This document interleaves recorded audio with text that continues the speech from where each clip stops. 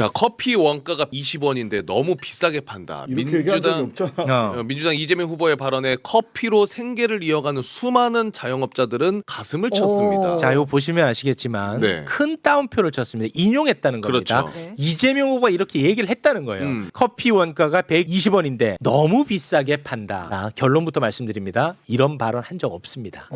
심각하지. 이거는 왜 문제냐면 선을 목적으로 한 그렇지. 허위 사실은 유포는 이거는 선거법에서 굉장히 중하게 다루는 일입니다. 네. 내 행위를 했던 이 얘기랑 완전히 다른 성질이거든요. 네. 저는 그래서 이렇게까지 할 일인가 싶습니다. 자. 입니다. 근데 이 이거는. 논란이 왜 생기는 줄 아세요? 왜 생기는 거예요? 선거에 쟁점이 없어서 그래요. 네. 김문수 후보나 너무 이준석 허접하지 후보가 않나 이거는? 자기 공약을 얘기하고 그 공약으로 부딪혀야 서로 싸움이 되는데 어. 이게 지금 안 되는 거예요. 어제 경제 분야 대선 토론이 있었는데 일단 참 재미가 없었어요.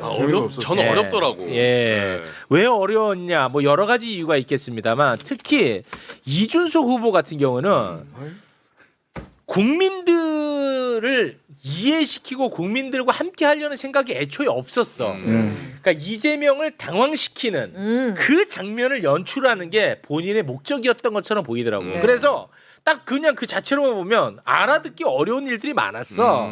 예, 그래서 일단 재미도 없고 무슨 말 하는지도 모르고 그리고 또 중량감이 너무 떨어지잖아. 맞아. 중량감이. 네. 2017년 후보 보십시오. 그때 진짜 대단했잖아요, 다들. 중량감도 너무 떨어지고. 그러다 보니까 시청률도 잘 안 나왔죠? 시청률이 어제 보니까 일단 MBC가 제일 높았습니다. 시청률은 7.2가 나왔고 SBS 4.2, KBS 3.5. 그런데 지난 대선이랑 좀 비교를 해보면은 지난 대선에는 KBS가 제일 높았어요. 19.5. 어이구. MBC가 11.1. 와. SBS가 8.4. 그래서 지상파 종합 시청률이 지난 대선 때는 39%가 나왔는데 이번에는 14.9로 아이고. 시청률 자체가 엄청 떨어졌습니다. 아니 뭐 딴 얘기 할 필요가 없어요. 저희가 어제 종합 상황실에서 전체 유튜브 상황 다 총괄 했는데 네. 전체 유튜브에서 유튜브를 통해서 중계를 보는 사람을 30만 명 맞아요. 실시간 중계를 보는 사람들이 지금 매불쇼 몇 명 보고 있습니까? 지금 28만 28만. 명 보고 있잖아요. 네. 평일 매불쇼 정도의 관심이었다. 유튜브 기준으로는 9시 딱 그 시간으로 기준으로 보면 MBC가 29만 명, SBS 2만 9천 명, KBS 9,100명. 9,100명이 맞아? 맞아요. 직원들이 다 본 거네. 9,100명. 알겠습니다. 엄청난 차이. 자, 뭐 안 보신 분들 많으실 텐데 그 잘하신 거고요. 오늘 저희가 깔끔하게 본 사람보다도 더 깔끔하게 정리를 해드리도록 하겠습니다. 좋습니다. 네. 일단 뭐 개인적인 총평을 좀 하자면은 김문수는 무식했고 어허. 이준석은 무례했고 아하. 그리고 권영국은 무적이었고 왜냐하면 무적. 아무도 공격을 안 해. 아무도 공격 없어. 무적이었고 네. 이재명은 무난했다. 무난. 요게 이제 저의 청평입니다. 어, 네. 사무네. 사무로 갑니다. 네. 그거 언론 이런 걸 좋아하더라고. 체크 좀 받아서 가주시기 바라겠습니다. 네. 네. 혹시 총평 하나씩 가능할까요? 총평? 어제 총평은 정청래 의원이 가장 잘했다고 생각하는데요. 이런 거죠. 이 김문수는 윤석열과 똑같았고, 그다음에 이준석은 한동훈이랑 똑같이 간족됐고. 좋다. 예, 그다음에 이제 권영국 후보는 당연히 뭐 이제 심상정 의원이랑 포지션이 비슷하니까요. 그랬고 이재명 후보는 김대중 전 대통령처럼 했다. 그렇게 해서 이제 그 양쪽의 쌍을 이뤄서 뭐 김문수 후보는 멤버만 그런 게 아니라 공약의 내용도 그렇고 모든 준비가 안 된 정도까지 너무 안 됐더라. 예, 윤석열 후보랑 거의 똑같다고 봤습니다. 네, 너무 안 됐어. 아무것도 몰라.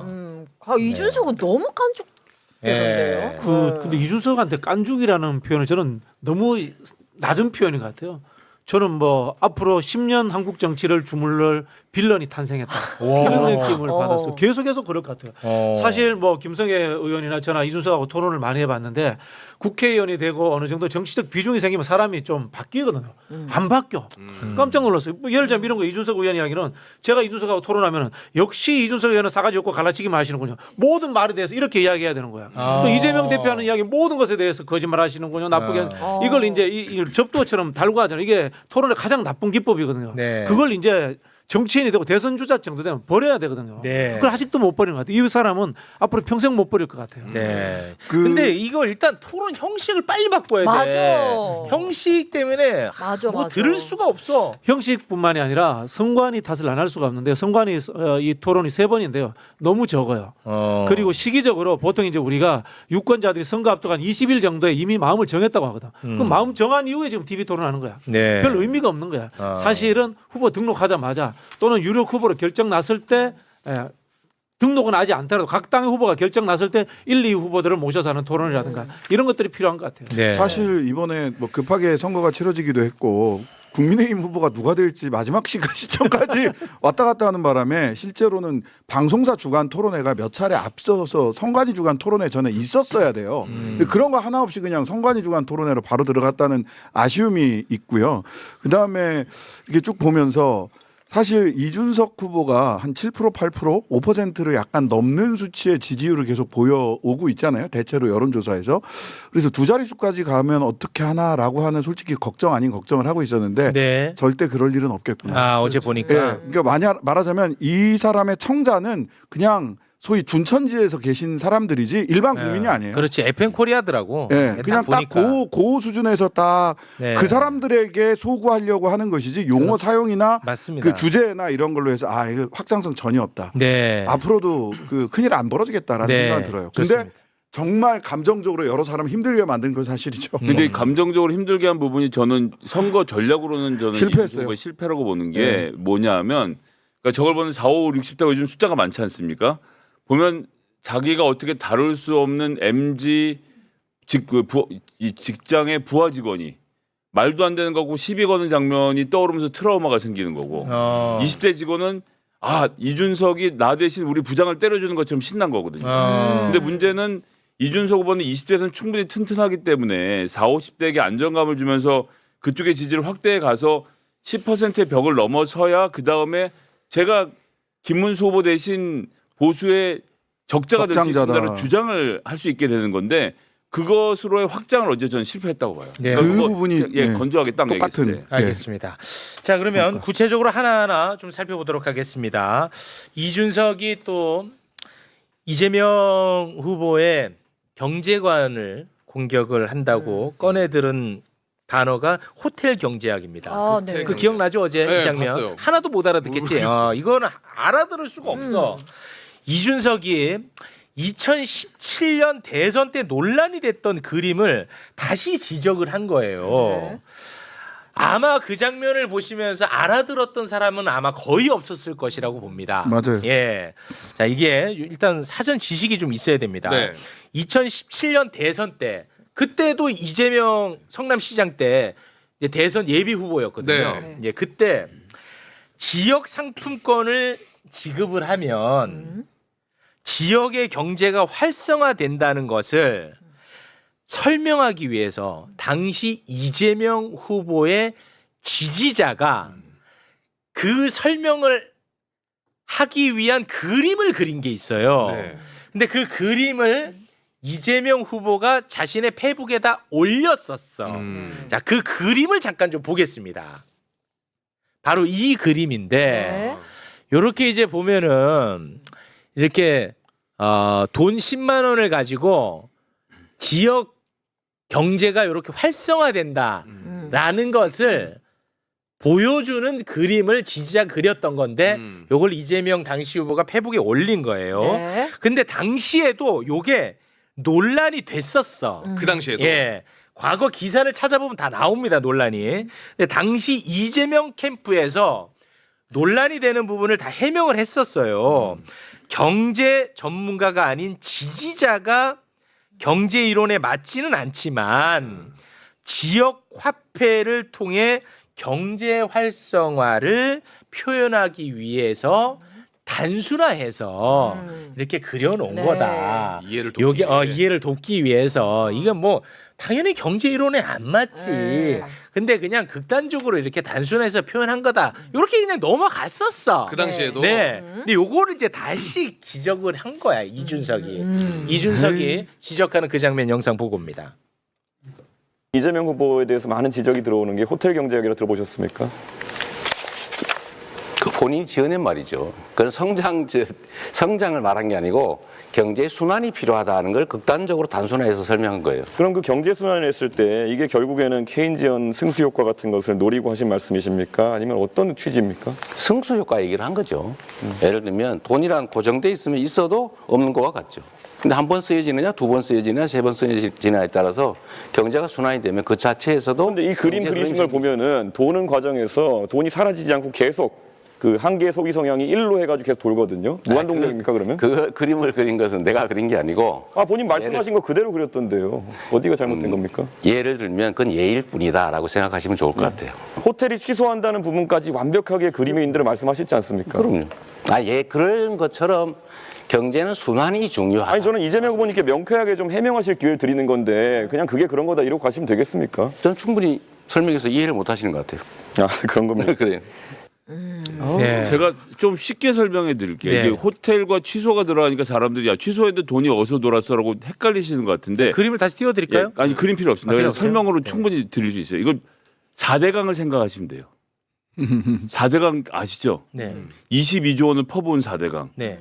22조 원 퍼부어서 바닥에 모래를 파낸 팠어. 거죠. 준설했다 그러죠. 모래가 다시 찼어요. 22조 원 쓴 아무런 효과 없이 사라진 겁니다. 그렇죠. 그렇죠. 네. 그러면 이준석 후보 입장에서는 이랬으니까 22조가 완전히 다 사라진 거라고 주장하는 거예요, 지금. 근데 이명박 대통령 어떻게 설명했습니까? 같은 당에 이명박은 그 22조를 가지고 모래를 그러니까 할 필요 없는 강바닥에 모래 파느라고 22조를 넣었더니 그거 가지고 회사가 그 돈 가지고 지들이 얼마 떼먹고 그다음에 그 돈 가지고 노동자들 고용해서 노동자들이 임금 받고 그 사람들이 모래 판 다음에 나가서 막걸리 사 먹고 막걸리집 사장이 돈 벌고 그래서 돈이 돌아서 그 당시에 금융위기를 이겨낸 거 아니냐라는 것이 이명박 대통령 주장이란 말이에요. 그러니까 국가가 재정을 투입해서 이게 마중물이 돼서 뭐 옛날에 그 무슨 후보댐 이런 거 지을 때도 다 마찬가지인 거 아닙니까? 네. 후보댐에 댐을 지었다고 해서 후보댐에 돈이 쏟아지는 건 아니잖아요. 그런 행위 자체가 지역 경제를 살리는 데 도움이 된다라는 이야기를 하는 겁니다. 근데 네. 이제 이 말을 복잡하게 해야 듣는 사람들이 뭔 말인지 모르면서 못 알아듣게. 이게 뭔지를 하니까 뭐 케인지언의 승수 효과 이건 사실은 이재명 후보 쪽에서 했어야 되는 이야기인데 먼저 선제적으로 하면서 내가 경제학에 대해서는 알고 있지만 당신은 모르고 있지만 이건 경제학에 대해서 당신이 모르는 거다. 이런 식으로 레토릭을 펼쳤을 뿐인 이야기가 되는 겁니다. 네. 이준석 후보가 얼마나 나쁜 스타일인가 하면 이런 겁니다. 보통 이야기를 하면요. 케인지언이 맞지 않다.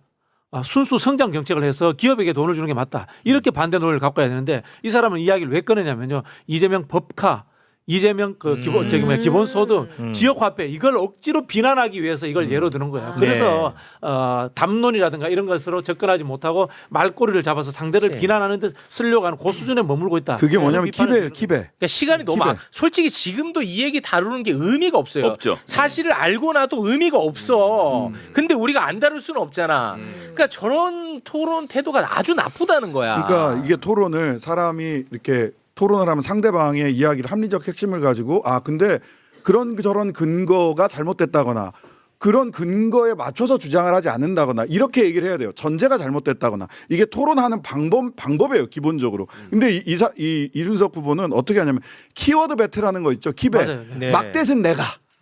그러니까 그런 그런 뭐 변명 잘 들었습니다. 네. 그렇다는 거죠 하고 딱 치고 가잖아. 그렇지. 이게 킵에 막대는 내가 마지막 댓글은 내가 한다. 그래야 이긴다. 이거예요. 그럼 딱 이제 그 태도로 하는 거예요. 그 팽구가 야 또 우리 형님 이겼다. 야 역시 되는 막대는 거야. 이재명 맞아. 이준석 이번 키보드 배틀에서도 또 이겼다 이런 거예요 지금. 네, 알겠습니다.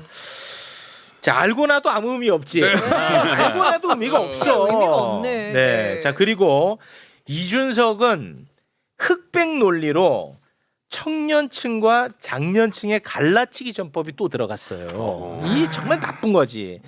정년을 연장하면 청년 일자리 뺏는 것 아니냐. 맞아요. 그 질문에서. 이재명 너 정년 늘린다고 했지. 너도 청년 일자리 뺏는구만. 이렇게 갈라치기. 네. 청년들 와 뭐 열광. 이게 우리 사회 아무런 의미가 없어요. 팩트 체크를 이따 따로 해주실 거니까. 네. 자, 그 장면 잠깐 보겠습니다. 이재명 후보님 정년 연장을 하실 계획이라고 이제 들었는데 이렇게 되면 젊은 세대의 일자리는 악영향을 주는 거 아닙니까?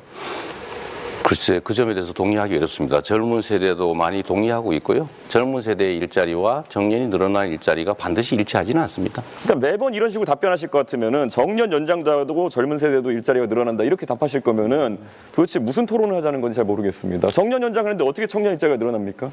너무 극단적이십니다. 예. 자, 이렇게 보면은 마치 진짜로 이준석을 좋아하는 사람은 이재명이 답을 못한 것처럼 생각할 수도 있거든요.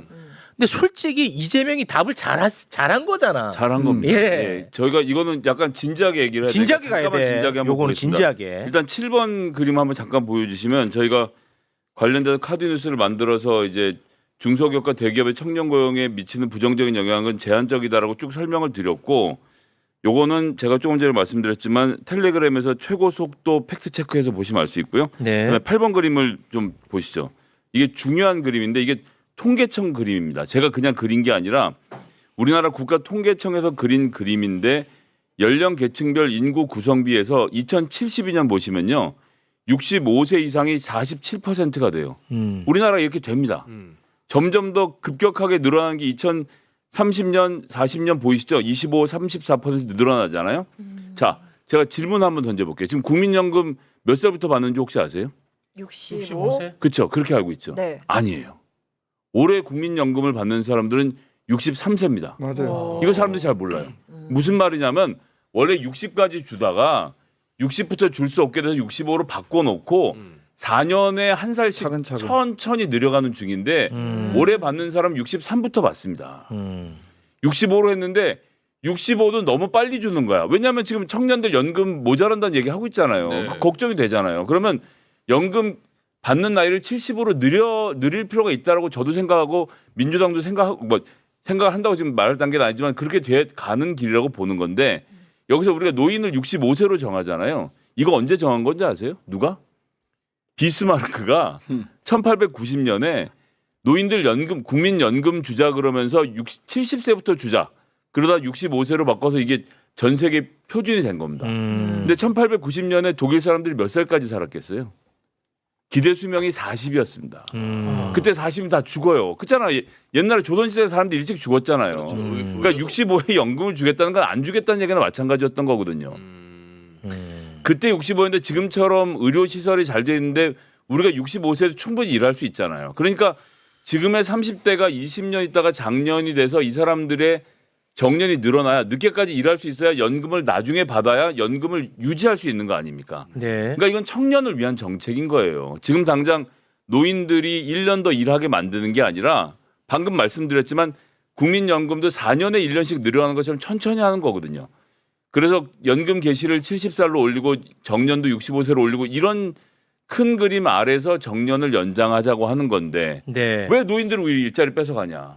이렇게 싸우면 안 되는 거예요. 왜냐하면 이 청년들이 앞으로 낼 연금의 부담을 줄이려면 노인들이 더 오래 일해서 연금을 더 많이 내게 해야 되는 겁니다. 네. 이거 너무 당연한 얘기인데 이걸 갖고 세대를 가르는 거 하는 건 이건 하면 안 되는 일이죠. 네. 너무 훌륭한 답인데 이준석 지지자들을 위해서는 더 표피적으로 설명을 해줘야 돼. 표피적으로. 그러니까 뭐냐, 이 너무 훌륭하게 설명을 해서 요거 안 먹혀. 그렇게 설명하면. 어떻게? 그러니까 예를 들어서 법정 정년을 60세로 늘린 적이 있어. 그렇게 늘렸더니 청년들의 일자리가 줄었어?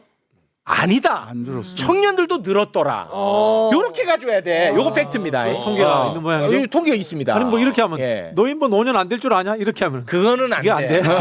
걔네는 노인 안 될 줄 알아요. 예, 그거 안 먹힙니다. 나도 노인 안 될 줄 알았어. 예, 젊었을 안 때. 먹혀요. 그러니까 정말 표피적으로 자료를 가지고 그렇지, 그렇게 가져야 돼. 너무 훌륭해 지금 이 답이. 예, 네. 그렇게 그냥 딱 정리하겠습니다. 자료 가지고 이거 어떡할래? 딱 이렇게 그렇습니다. 아, 그거 안 되는구나. 너는 네. 늙어봤냐? 난 젊어봤다. 뭐 이런 거. 그러니까 안 돼. 그건 안 먹힙니다. 자, 그리고 네. 참 또 이런 얘기를 길게 해야 되니까 또 속상한데 그 커피 원가 발언 이게 지금 120원? 주말 내내 이게 그러니까. 난리였고. 왜 이렇게 기사가 많이 나와요? 맞지? 왜? 그 나도 사실 집에서 이렇게 쉬다가 종편을 통해서 이 커피 원가 발언 논란을 접한 거예요. 네. 그 종편만 보니까 어떤 생각이 드냐면 이재명 후보 좀 실수했나? 발언을 좀 조금 정갈하게 하지. 지금 이 예민한 시간. 나 이 생각이 딱 들더라고 순간. 그러고 나서 이제 공부를 했는데 와 이거 정말 심각하게도 너무 심각하다. 오늘 아침까지도 내가 방송 다 봤거든. 네. 실제 이재명 후보의 발언을 듣고 방송하는 사람 내 눈에는 거의 안 보이더라고. 요거 정리하고 갑니다. 네. 네. 이재명 후보가 유세 중에 커피 원가가 120원이라는 말을 해서 커피 자영업자들을 폭리를 취하는 사람으로 만들었다 해서 난리가 난 겁니다. 상황이 야 이재명이 커피 자영업자들을 폭리 취하는 사람으로 만들었다. 커피 자영업자들 지금 땅을 치고 울고 있다. 네. 너무 눈물로 지금 밤을 지새운다. 이렇게 된 거야. 네. 네. 자 결론부터 말하면요. 김용태 위원장은 이재명이 하지도 않은 말로 일을 키웠습니다. 일단 네. 오케이. 자 김용태 페북 올려주십시오. 자 커피 원가가 120원인데 너무 비싸게 판다. 이렇게 얘기한 적이 없잖아. 민주당 이재명 후보의 발언에 커피로 생계를 이어가는 수많은 자영업자들은 가슴을 쳤습니다. 자 이거 보시면 아시겠지만 네. 큰 따옴표를 쳤습니다. 인용했다는 겁니다. 그렇죠. 네. 이재명 후보가 이렇게 얘기를 했다는 거예요. 커피 원가가 120원인데 너무 비싸게 판다. 자 결론부터 말씀드립니다. 이런 발언 한 적 없습니다. 오. 네. 그런데 저렇게 따옴표로 그렇습니다. 전혀 이런 발언 한 적 없습니다. 자 이 발언이 어떻게 나오게 됐는지 제가 배경을 설명하고 실제 그 발언을 들려드리겠습니다. 이재명 후보가 경기도지사 시절에 계곡에서 네. 불법으로 점거해서 장사하는 상인들을 설득을 해가지고 그분들을 계곡을 정비를 했다라는 이제 자랑을 하는 와중에 나왔던 발언이야. 됐죠? 네. 자, 핵심은 뭐냐? 경기도가 커피를 팔 수 있는 여건을 다 만들어 줄 테니 불법으로 닭죽 파는 일 하지 마라 라고 설득을 해서 네.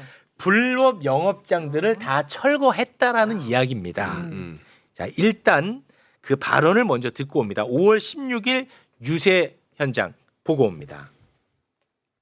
깨끗하게 정비를 해서 많은 사람이 막 오게 한 다음에 거기다가 닭죽을 팔지 말고 커피와 차를 팔아라.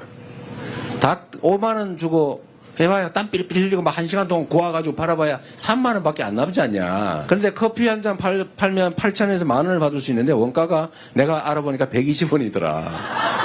예? 커피를 팔려면 그 우중중한 닭죽집이 아니고 깔끔한 카페가 돼야 될 거 아닙니까? 돈 필요하잖아요. 다 빌려줬어요 제가.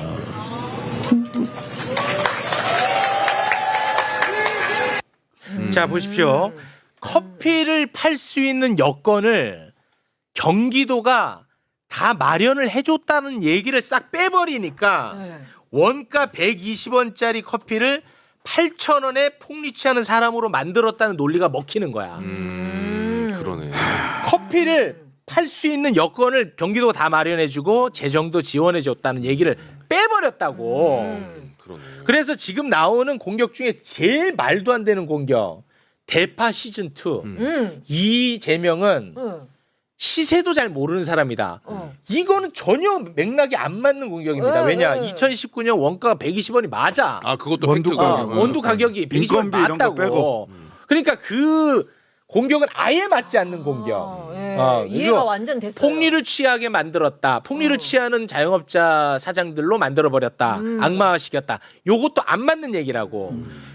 120원에 뭐 예를 들어서 뭐 카페도 만들어야 되고 인테리어하고. 인테리어도 해야 되고 뭐 이런 게 들어가니까 거기에 뭐 5,000원 되고 6,000원, 8,000원 이거 될 거 아니야. 그거를 경기도에서 다 해줬다 이거야. 무슨 말인지 알겠지? 오케이. 네. 요거 이제 네. 맥락에서 네. 중요하게 봐야 되는 건 상인의 불안함이 있었던 겁니다. 계곡에서 식당 장사를 하는데 식당 장사를 해서 먹고 살려니까 비싸게 받아야 되는데 이 사람들이 닭을 먹으러 안 오니까 자기 가게 앞에 계곡을 딱 막아갖고 이 계곡은 내 거. 여기서 수영하려면 우리 집에서 닭 먹어. 닭 먹어야 돼. 근데 이 계곡을 점유할 수 있는 아무런 근거가 없거든요. 옛날부터 그렇게 해왔다고 해서 구청이랑 계속 싸우면서 버텼던 겁니다.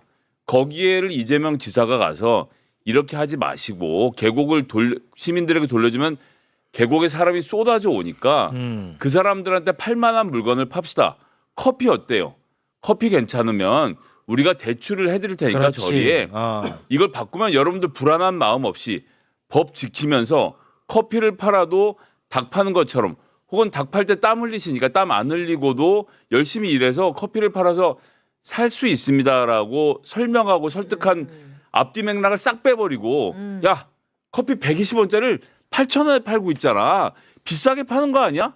라고 말한 것처럼 김용태 의원이 특히나 따옴표를 타서 얘기한 이거는 거는 문제가 심각하지. 이거는 왜 문제냐면 낙선을 목적으로 한 그렇지. 허위 사실은 유포는 이거는 선거법에서 굉장히 중하게 다루는 일입니다. 네. 내 행위를 했던 이 얘기랑 완전히 다른 성질이거든요. 네. 저는 그래서 이렇게까지 할 일인가 싶습니다, 진짜. 그 이재명 후보가 이제 5월 16일 날은 그 경기도 계곡 정비 이야기를 하셨고 5월 17일 날은 그 광주에 그 공항 이전 문제가 있어요.